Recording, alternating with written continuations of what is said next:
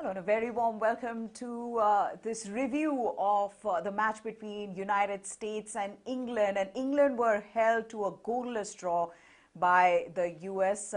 And now with a lot of people saying that that was in fact a lackluster show by the star-studded English side after that first match that England played against Iran, which they won 6-2. Suddenly the fans were saying it's coming home, but it was in the second game against a very young United States that people are wondering whether it can really come home. Hardik is here with me to look back on this game and also discuss some of the strategies that didn't work for England and how good US were as a side, which does not have that kind of experience. Hardik, it was not a very convincing performance from England, and you expected more because of the way they played their opening match. You expected more from their midfield of Rice, Bellingham, Mount. Do you think they were lacking there, that creativity was missing? Yes, certainly creativity was missing, and USA's midfield outclassed the English midfield. The English players are playing at the top leagues in Europe. Still, they were outclassed by the US midfield. Tyler Adams was all over the field. He was coming back and anticipating the crosses and cutbacks from English wingers Saka and Sterling. He was anticipating those crosses and cutback passes. He was also going forward and creating chances for his forwards. And the same was the case with Weston McKennie of Juventus. So it was a joy to watch this young and up and coming side of US, but it's seriously disappointing for an experienced star-studded English side to perform in such a way against US. A lot of expectations were there from the forwards, but Kane couldn't deliver, Sterling couldn't deliver, Saka couldn't deliver. They showed that they are in top form against Iran, but against USA they were subdued.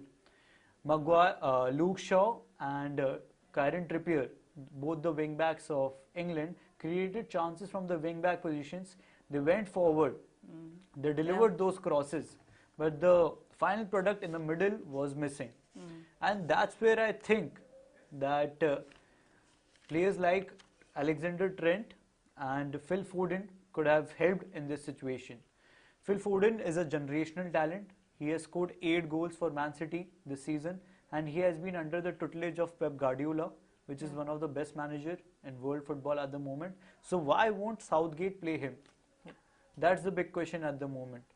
And when the game is in a rut situation like this, he is the player who can dribble past the opponents and deliver that creative pass or that pass in between the lines, which can help the forwards in scoring a goal. Or he himself has the competence to score a goal. So that was the big question, that why will Southgate not play Foden and bring in Rashford instead?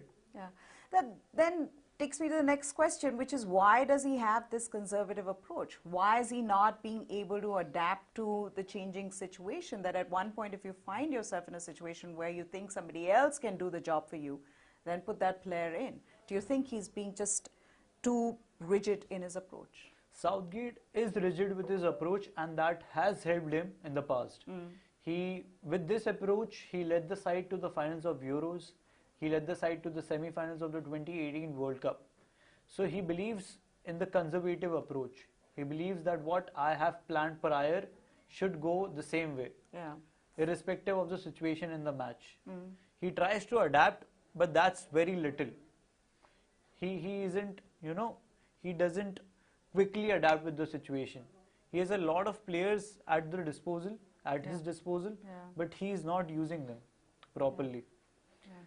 As soon as Grealish came into action, there were a lot of changes into play. Certainly, he was making those dribbles, bringing that creativity into the game. That's needed in the final third. England has the players who can be precise and sharp in the final third. They shouldn't have that defensive approach. Which then brings me to the next question. Was bringing Grealish and Rashford the right decision for them? I feel that bringing in Grealish was the right decision, but Foden should have been brought in instead of Rashford. Foden is more incisive in the final third. He's quick, and what Rashford does, whenever he takes a shot, he prefers power over precision. Foden has that accuracy in terms of crosses, in terms of passes, in terms of shots. So Foden would have been, a better option than Rashford. Yeah. Let's also talk about United States now. The US, they've got a budding side. They're young, just gaining the experience. But it was, and they actually were working really hard throughout the game. And we saw that in the way they played against England. But, that experience was what was missing. And that's why you didn't see them create the kind of chances they would have wanted in the final third. Yeah, they took 10 shots, Yeah. 2 more than England's 8. Yeah. So they did create chances, but only one of their shot was on target. So now that's startling. Yeah. That's where the problem is. They need to be, exquisite in the final third. If they are taking that ball to the final third, then they must have a game plan. Yeah. That how can we convert this chance? True. And they were also unlucky as Christian Pulisic hit one of his shot on the woodwork. If that would have gone in, then situation would have been different. Oh, that would have been very different. Yeah. And right now, England fans are still okay because it was a goalless draw. It would have been complete mayhem had US beaten England. But what this means now is that England are still at the top of the table. Yeah. So they have another match which they need to win. But even if they are defeated by less than 4 goals, they are through to Yeah. the knockouts, right? Yeah. They will be through to the knockouts because they are already at the top of the table with 4 points, as you mentioned.